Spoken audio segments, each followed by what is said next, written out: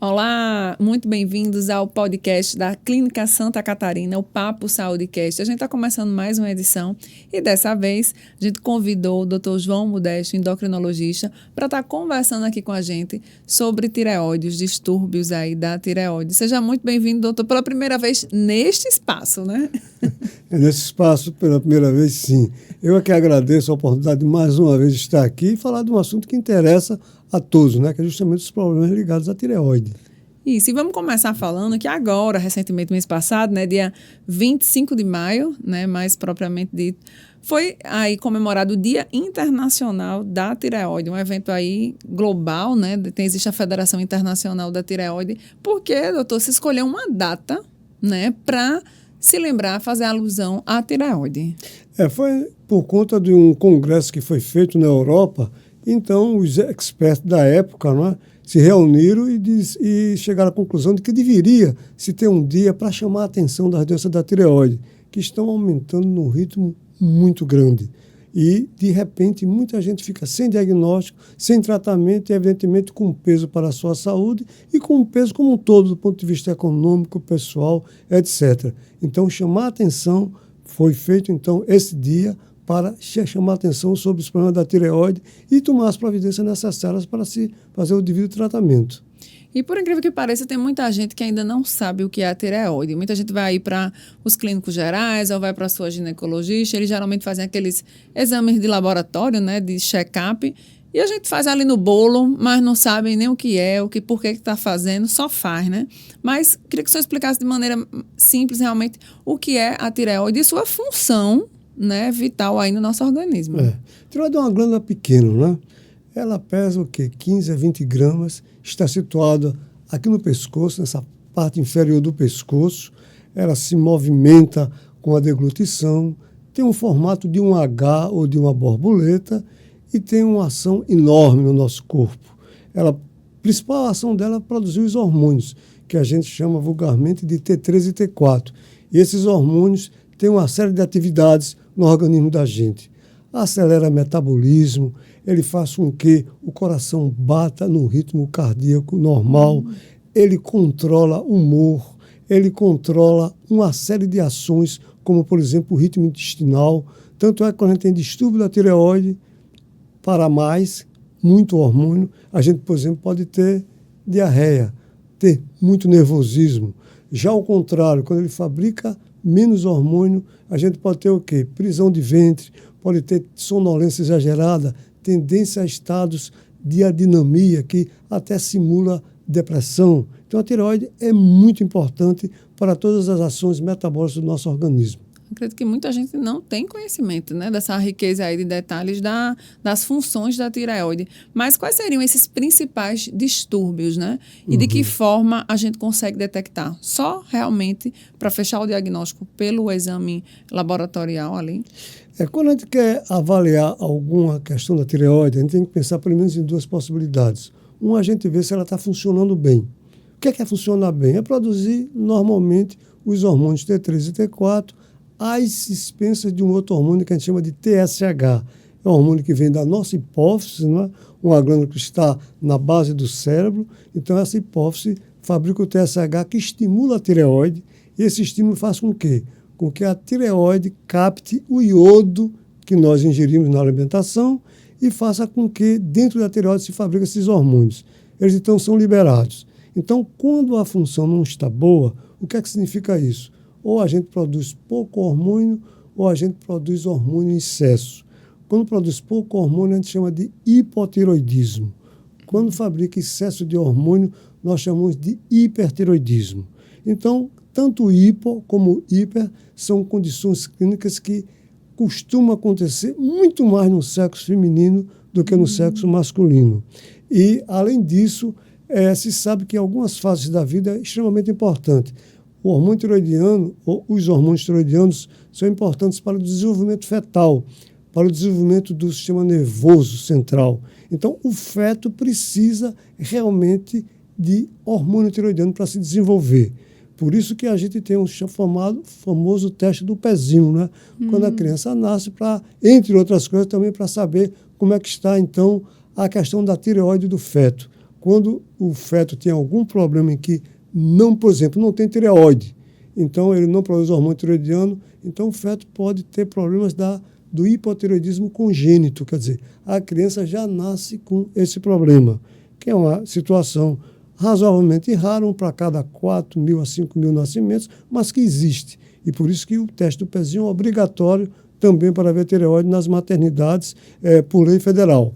Bom, junto a isso, quando o indivíduo vai se desenvolvendo, vai chegando na primeira infância, na segunda infância, na pré-adolescência, hormônios tireoidianos também são muito importantes para o crescimento da pessoa, não só para o desenvolvimento também do sistema nervoso central, mas também para o aspecto da estatura, porque o hormônio tireoidiano, ele sensibiliza as cartilagens de crescimento que nós temos, que vai fazer com que a gente cresça em estatura, para que o hormônio do crescimento atue. Então, quando a gente não tem hormônio tireoidiano, a criança também vai ter problema de desenvolver, não só do ponto de vista mental, mas também do ponto de vista de estatura, de crescimento estatural. E, a partir daí, todas essas funções também ocorrem.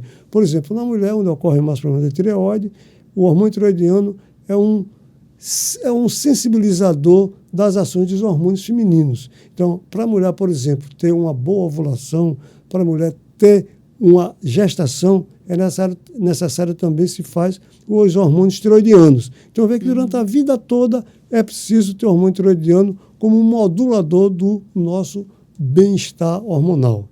E como é que é feito, né, esse diagnóstico? São só exames laboratoriais?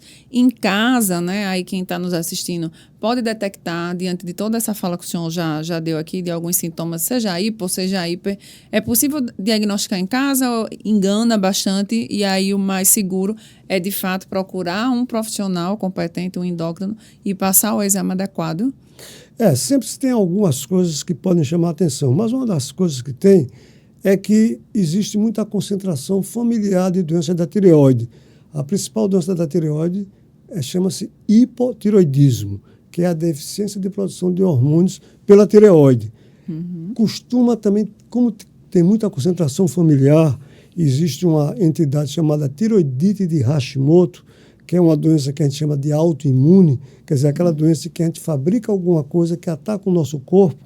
Então, a tireoidite de Hashimoto é a principal causa de hipotireoidismo, que é a principal doença da tireoide. Quando alguém na família tem hipotireoidismo, tem tireoidite de Hashimoto, é muito improvável que outros componentes da família também tenham, principalmente do sexo feminino. Então, deve ser procurado. Mulheres que têm dificuldade de perder peso, mulheres que têm dificuldade para engravidar, também são outros sintomas ou pelo menos são outras situações que podem chamar a atenção para a gente ver a tireoide. O quadro clássico, quando está bem instalado, totalmente instalado, então a pessoa tem queda de cabelos, ganho de peso, pele seca e áspera, tem dificuldade de raciocínio, sonolência exagerada, prisão de ventre constante. Então, isso aí tudinho são dicas que podem ser endereçados ao médico que está tratando para fazer os exames. Então, para se avaliar a tireoide, primeiro tem-se que realmente falar com a pessoa, o que a gente chama de anamnese, saber se essas coisas realmente se direcionam, sinalizam para o problema da tireoide, e a partir daí fazer exames, né? Tanto o exame físico, que é fundamental, como também exames laboratoriais. Então, mais uma vez, a tireoide, quando a gente vai tentar saber o que é que ela tem, a gente, além de ver a função dela, dosando os hormônios, né, o TSH e o T4 livre são os principais, a gente também precisa ver a estrutura dela. E, atualmente, o exame melhor que nós temos, o mais à mão que se tem para ver a estrutura da tireoide, seria a ultrassonografia, que vai dar o tamanho da tireoide e, principalmente, mostrar se existe ou não nódulos. Nódulos, a grande maioria, 95% é benigno. Mas 5% são malignos e a gente precisa se deter neles aí. Então, a ultrassonografia já pode começar a endereçar uma série de coisas para a gente aprofundar e chegar, se possível, se necessário, até fazer uma punção da tireoide para saber se aquele nódulo é benigno ou maligno. As mulheres que têm, né, síndrome de ovários policísticos, o famoso SOP, né, tem alguma correlação ali com tireoide de poder desenvolver alguma desses distúrbios ou não tem correlação? A correlação sempre existe, porque se a gente pensar que o sistema hormonal é um sistema harmônico e fechado, então na hora que alguma coisa está sobrando ou faltando, evidentemente que pode interferir nos outros. Mas, por exemplo, a tireoide não seria nenhum fator agravante ou desencadeador da SOP, da síndrome dos ovários policísticos. Pode ter algumas alterações, mas não necessariamente tem essa irmandade entre as duas doenças. Doutor, e a forma de tratamento, né? O senhor falou aí dos dois principais distúrbios aí, o hipo e o hiper, não sei se aí tem outros, inclusive, outras formas de distúrbio, mas o tratamento, ele é comum ou ele tem particularidades para cada tipo desses distúrbios? A principal causa de hipotiroidismo, que a gente chama de primário, quando a glândula está afetada, é a tireoidite de Hashimoto. Então, essa tireoidite, os anticorpos que ela são determinados no organismo que atacam a tireoide, fazem com que a tireoide não produza hormônios. Ninguém pode viver a médio ou a longo prazo sem hormônio tireoidiano. A vida é incompatível com isso. Então, o tratamento é fazer a substituição. Ou seja, já que a tireoide não está fabricando os hormônios que ela deveria fabricar, a gente tem que, então, suprir o organismo com hormônios. Então, o tratamento, existem vários medicamentos aqui no Brasil que a gente pode utilizar, ver qual seria a dose ideal. Então, tem que fazer a reposição hormonal do hormônio tireoidiano para o resto da vida. Isso no caso do hipotireoidismo. No caso do hipertireoidismo, em que existe produção excessiva, a gente precisa fazer algum tipo de medicação ou algum tipo de tratamento que diminua esse excesso de produção. Então, tem comprimidos que desaceleram esse excesso de produção de hormônios tireoidianos, medicamentos que a gente chama de tireostáticos, que provocam uma espécie de estase da glândula, então façam com que ela produza menos hormônios e a pessoa vai melhorar. Outras vezes nós podemos lançar mão de quê? Do tratamento que a gente chama de radioiodoterapia. Não a radioterapia clássica para tratar câncer, não é bem essa, é radioiodo. Então, se utiliza o iodo radioativo. Aqui no Brasil, o utilizado de longe é o iodo 131. Então, a pessoa toma uma dose de iodo radioativo que faz uma agressão ao parênquima da tireoide, fazendo com que aquele excesso de produção seja desacelerado. Esse procedimento se faz em clínica, hospital? Faz em clínica. A depender da dose, para o tratamento de hipertireoidismo, que toma essa dose de iodo, a pessoa pode, depois que tomar a dose, que é via oral, é uma coisa simples, voltar para casa. Tem alguns cuidados, não estar em contato com criança, né? Porque a pessoa que tomou a dose de iodo está uma fonte de radiação. Né?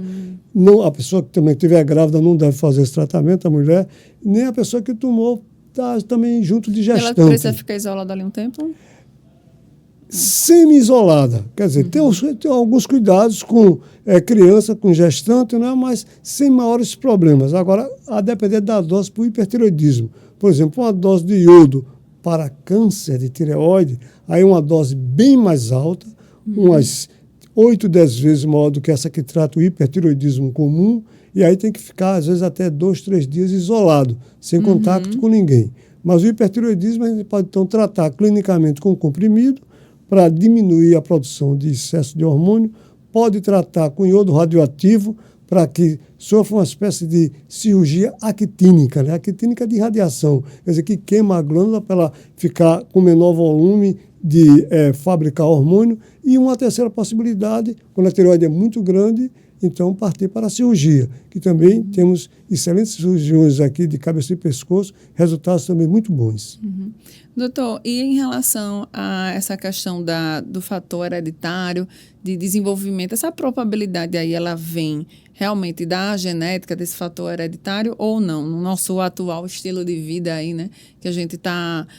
muita gente, obviamente, buscando aí praticar atividades físicas, mas o estilo de vida hoje em dia é bem diferente de antigamente, e aí até as doenças também vão mudando, vão acompanhando essa evolução da espécie humana, né, digamos assim, mas existe essa correlação de desenvolver esses distúrbios com a questão da hereditariedade? A hereditariedade existe, entende? Faz parte. tanto em câncer, como em hipertireoidismo, como hipotireoidismo. É como se a pessoa tivesse uma possibilidade de desenvolver a doença e o meio ambiente possa fazer com que ela, então, seja desencadeada. Mas um aspecto interessante que você falou, que me fez trazer a lembrança, é que nós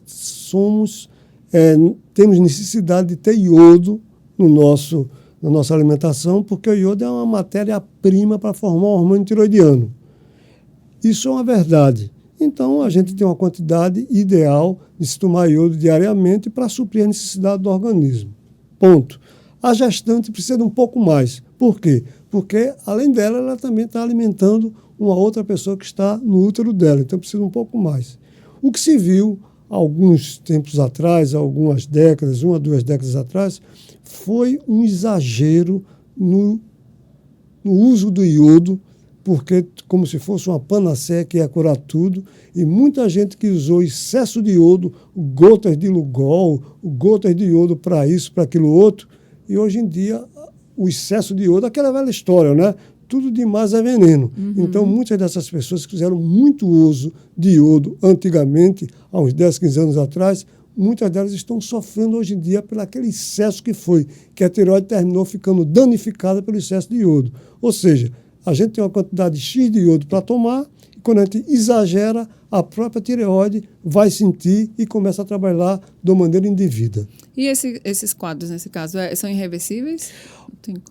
Quando existe lesão da coisa que a gente chama de parênquima, né, que é a estrutura da tireoide, pode ser definitiva, sim. Certo? Uhum. Se a pessoa, por exemplo, tem uma tendência ao hipotireoidismo, porque tem anticorpos, essa da tireoidite de Hashimoto, e vai fazer um excesso de uso de iodo, pode lesionar o parênquima tireoidiano, entrar em hipotireoidismo e não ter mais como reverter. E essa questão aí do próprio sal, né, que a gente consome, aquele sal ali caseiro, ele já vem na sua medida certa do iodo e a gente não precisa se preocupar com isso, doutor? Isso é uma outra luta também que já tivemos há muito tempo. Há uns 50, 60 anos atrás, não existia, mais tempo, talvez há uns 80 anos atrás, não existia uma obrigatoriedade de iodar o sal. Embora o sal já venha do mar, mas tinha sal que não tinha a quantidade suficiente.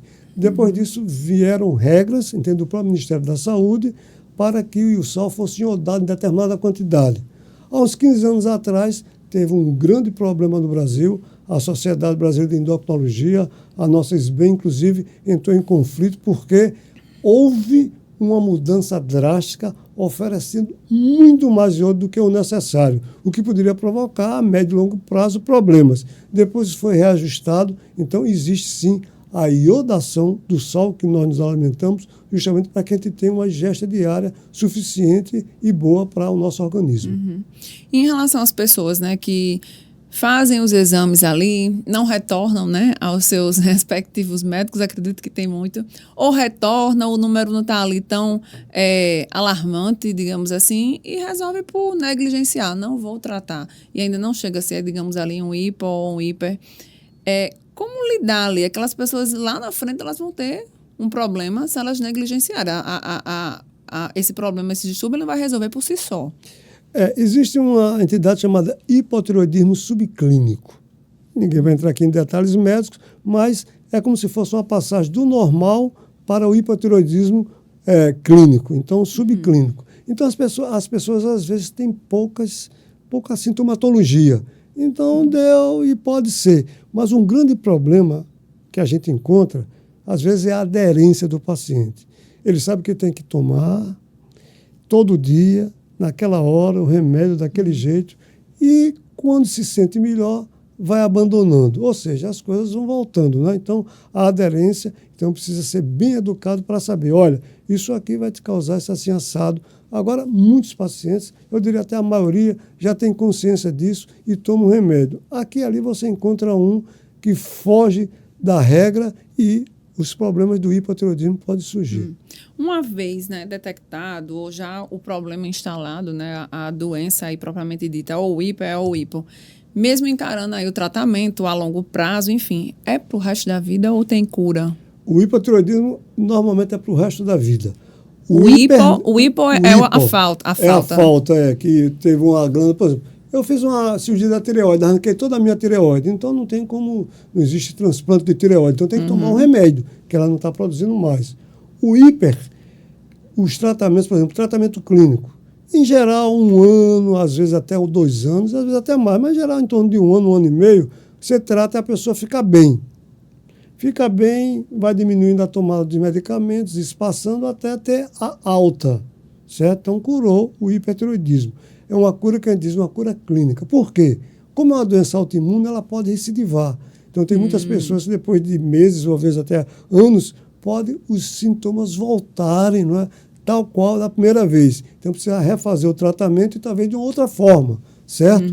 Da mesma forma que tem pessoas que tratam o hipertireoidismo canhoto 131 e um percentual expressivo delas, 30% a 40%, às vezes até 50%, podem levar o hipotireoidismo. Quer dizer, a pessoa tem um hiper, tomou a dose e depois de 6 anos, 8 anos, desenvolveu o hipo. E na hora que desenvolver o hipo, também tem que tratar o hipo para o resto da vida. Ou seja, não tem a taxação ali. O meu problema é hiper, eu nunca vou ser hipo. Não necessariamente, né? Hipo sempre será hipo. Agora, o hiper é que não dá para dizer. O hiper pode se transformar em hipo. E aí eu sei que o senhor estuda muito, é muito ligado a estar dentro das universidades, sempre está pesquisando sobre todos os temas, né, ligados à endocrinologia, mas em relação especificamente aos distúrbios da tireoide, como é que estão aí os avanços, as pesquisas científicas em relação a essa doença, né? Principalmente na medicina, que a cada semana sempre tem estudos novos, sempre tem muito congresso se falando sobre como é que estão esses avanços nesses estudos da tireoide. Eu me formei em 1969, já faz muito tempo. Quando eu era estudante, só para ter uma ideia de como as coisas biológicas vão e vêm, nós usávamos, mesmo aqui no Brasil, para tratar o hipotireoidismo, usávamos 2 hormônios, T3 e T4. Tinha até comprimidos que tinham os 2 juntos, e tinha comprimidos que era só o T3. Depois que o T3 mostrou uma série de repercussões cardiovasculares, ele foi retirado do mercado. E até hoje nós só temos o T4 para tratar o hipotireoidismo. Mas se sabe, quando a gente trata o hipotireoidismo, tem indivíduos que, embora os exames estejam normais, o TSH e o T4 livre, mesmo assim ele ainda permanece com algumas queixas que lembram o hipotireoidismo. Não perde peso, o colesterol fica aumentado, tem uma sonolência aumentada, embora laboratoriamente seja normal. Então, uns 10% a 15% dos indivíduos que tratam o hipo, às vezes está sendo discussão isso, entende? Teve um congresso agora mesmo de tireoide e foi discutido muito isso. Então, tem alguns que melhoram quando tomam o T3. Veja bem, na Europa e nos Estados Unidos, nós temos comprimidos que juntam o T3 e o T4 e tem comprimidos só com T3. Eu passei um tempo na França, no meu pós-doutorado, e era mais ou menos comum nós prescrevermos o T3 e o T4. Aqui no Brasil, a gente só T4. Em algumas áreas, se a gente for falar de associação T3 e T4, é como se fosse uma heresia. Mas parece que não, que alguns indivíduos podem se dar bem com isso. Veja, um negócio que há 50 anos atrás existia, saiu e agora está sendo rediscutido para saber se a gente vai reintroduzir ou não. Isso é uma possibilidade. Mas grandes passos estão sendo dados no tratamento do câncer da tireoide, né? Com alguns tratamentos, além da cirurgia, que podem fazer. Alguns já existiam, porque você poderia usar o iodo 131 também, e continuar usando, mas já tem outros tipos de tratamentos imunológicos, imunobiológicos, que estão dando resultados surpreendentes, certo? E tem alguns tipos de câncer que realmente são terríveis, mas existe um câncer da tireoide que esse aí, a grandíssima maioria cura fazendo o tratamento ideal. E o tratamento ideal cada vez mais vai ficando mais firme e com mais confiança para a gente se utilizar. Esses distúrbios, né, da tireoide, tirando a parte ali da genética, da hereditariedade, esse estilo de vida que a gente vem vivendo está relacionado, né? As pessoas habitualmente ali podem ser saudáveis e de repente, em determinado estágio da vida, não nasceu com nenhum problema, adquirir. Existe. Olha, por exemplo, eu te falei agora, por exemplo, há uns 15, 20 anos atrás, do exagero de considerar que iodo ia curar tudo relacionado com a tireoide. E foi um meio ambiente muito forte para isso, inclusive médicos, né? Maus médicos fazendo apologia ao uso de iodo, e hoje em dia a gente está tendo consequência disso. Então foi uma coisa, inclusive, do meio ambiente, aliás, com alguns querendo fazer uma ciência que no fundo a gente sabia que era uma pseudociência. Tá?